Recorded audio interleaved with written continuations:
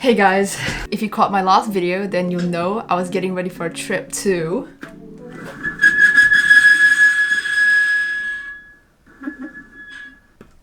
Japan. Well, I'm finally back. Let me show you how it all went. Welcome to Osaka.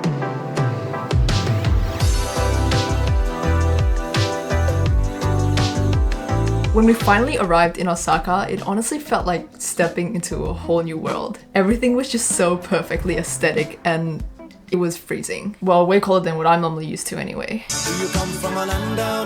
This was a trip my family and I had on our bucket list for years, and honestly, it just felt weird to finally be here, in a good way. So we walked to our accommodation, but since we couldn't check in just yet, we dropped off our luggage and headed out to explore a bit. Our first stop was Osaka Shrine, which was just around the corner from where we were staying. After that, we basically just walked around the area for a little while, but the second we could check in,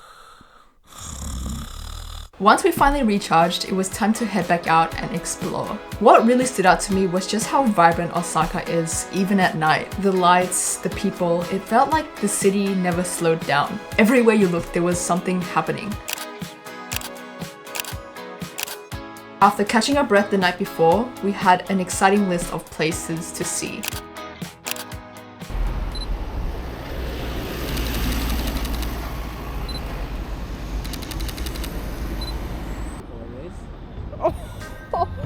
And before we knew it, we arrived at one of Osaka's iconic spots.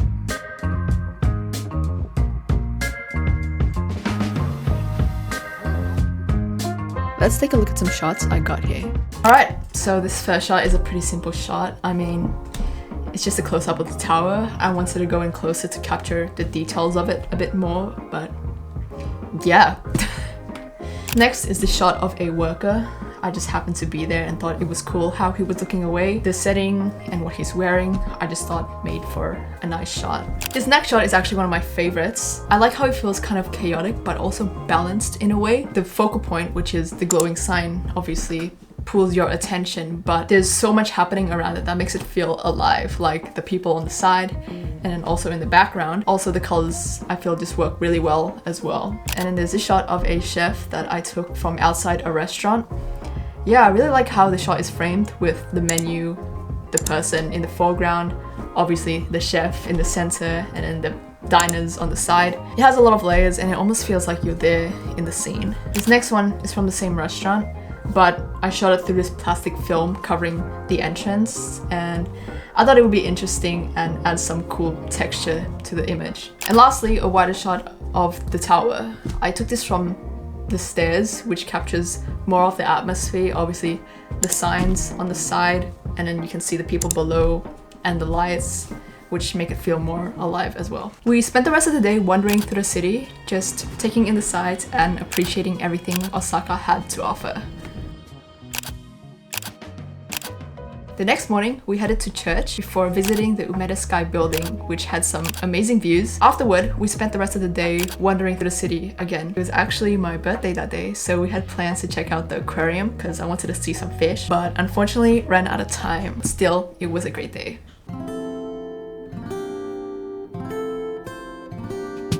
Nara was one of my favorite cities of the entire trip. It had this calm, peaceful atmosphere that was a nice change from the fast-paced energy of Osaka. The temples were stunning, and of course the iconic deer roaming around were what we were most excited to see. And shout out to my brother for capturing this shot of me with one of the deer.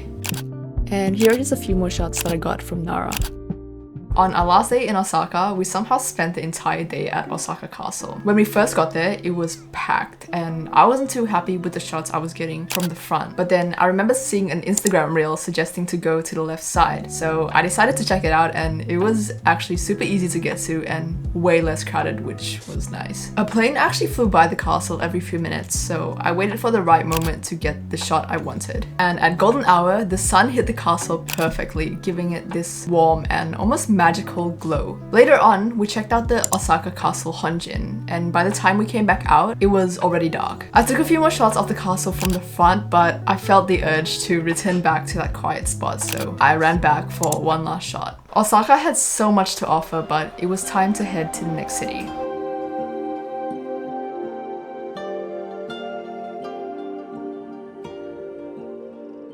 We took another train from Osaka to Kyoto, and while we waited, I used the time to grab a few shots inside the station. And when we arrived, I couldn't help but capture a few more shots before heading out.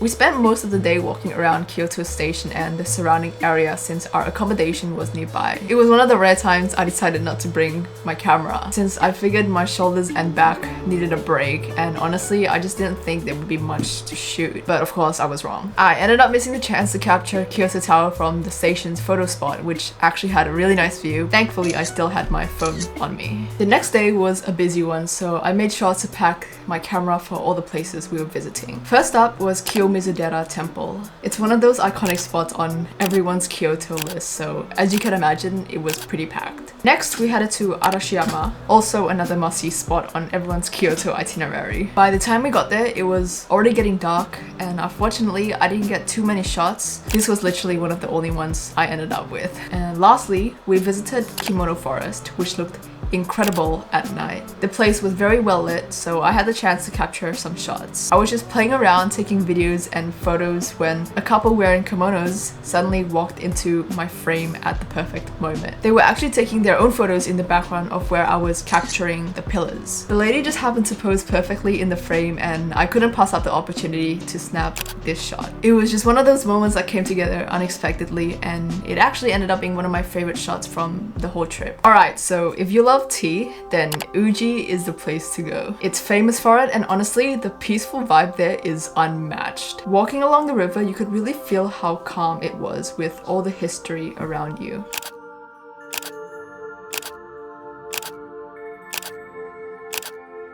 The peaceful vibe didn't last too long though. By the time we got to Fushimi Inari Shrine, it was packed, even with the sun setting. So yeah, trying to get a peaceful shot of the torii gates without people in it was pretty tough. Luckily, I still managed to get a few.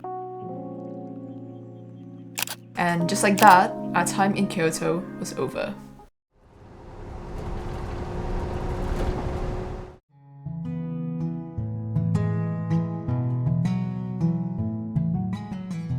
The bus ride to Takayama was actually pretty chill with some snowy views along the way. For our first day in Takayama, we kept it simple and just wandered around the town. It's a pretty small place, but there was something so nice about just taking our time. And honestly, it quickly became one of my favorite places we stayed. The peaceful and laid-back atmosphere was something I just really loved.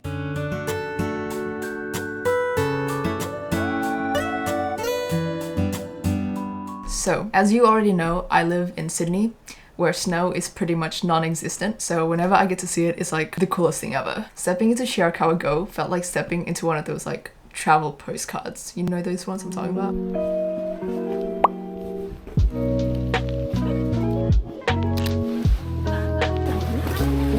I like that. Oh, I'm scared I'm gonna slip. I'm not gonna go. Alright, that's better.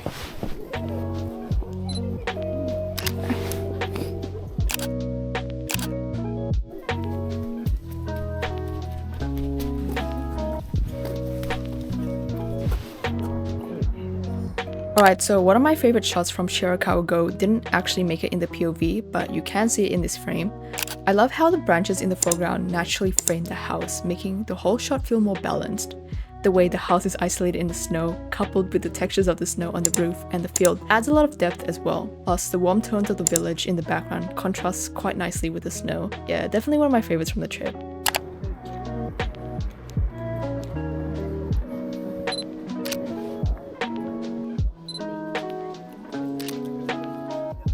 Over here, I'm just experimenting with different angles to capture this landscape.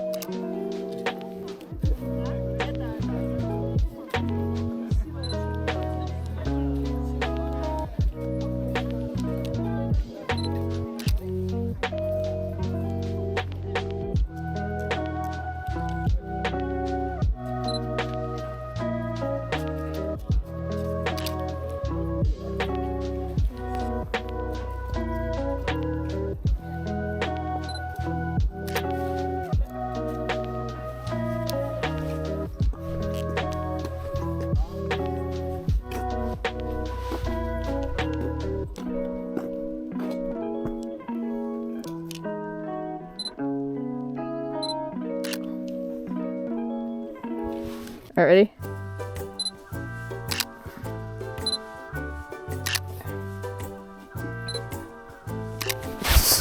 Stay there.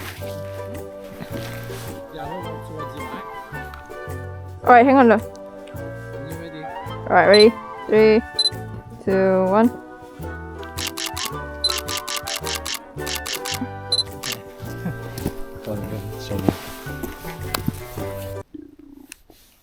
Where's my sunglasses?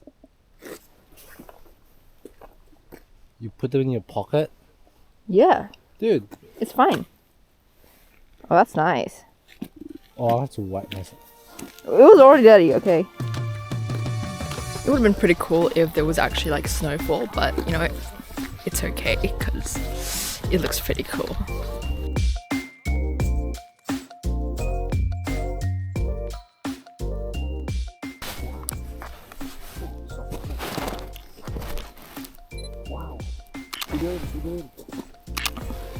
Why is there a mosquito here?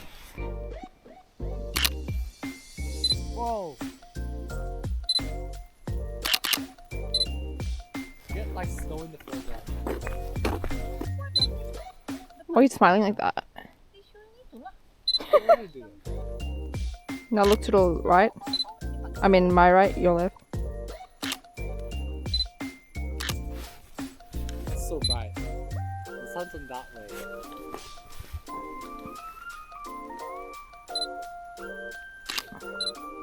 See? Oh, so soft. The snow is so soft. We ended up spending a few hours here just taking it all in and exploring the area.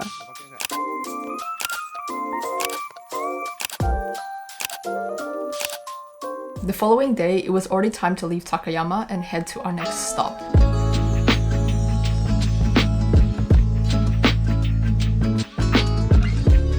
One bus and Shinkansen later, we finally arrived in Tokyo, and of course, it was raining heavily. We had all our luggage, no umbrellas, our accommodation was 20 minutes away.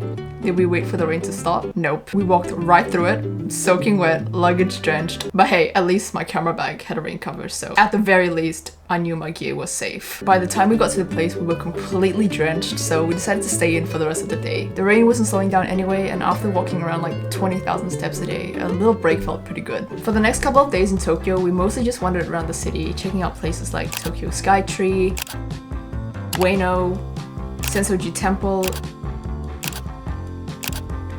and Shinjuku. While wandering through Shinjuku, I grabbed a few street shots. I was absolutely obsessed with the way the sunlight created these amazing shadows. It really gave everything that dreamy and cinematic vibe. And here are just a few more shots that I managed to grab. The next day, we took a day trip to Hakone. Hakone had this calm, scenic vibe and the views were absolutely beautiful. We were planning to go on the sightseeing cruise and cable car, but unfortunately both were cancelled due to heavy winds. Still though, we made most of the time there just soaking in the nature and capturing as much of the beauty around us as we could. On our last day in Tokyo, we took a trip to Shibuya and Harajuku. Again, we mostly just wandered around. I didn't get a ton of shots, but here are a few that I did manage to grab. Then we headed to Narita, our final stop. I didn't take any photos there, which I kind of regret, but honestly, at that point, I think I was just ready to relax before the long trip home. Oh, but I did get this little plushie. And that's basically the wrap on my trip to Japan. It was such an amazing experience and I'm so grateful for all the memories I made and all the shots I was able to capture and share with you. If you made it this far in the video, thank you so much for sticking around, and if you enjoyed it, don't forget to like and subscribe, and I'll see you in the next one. Bye!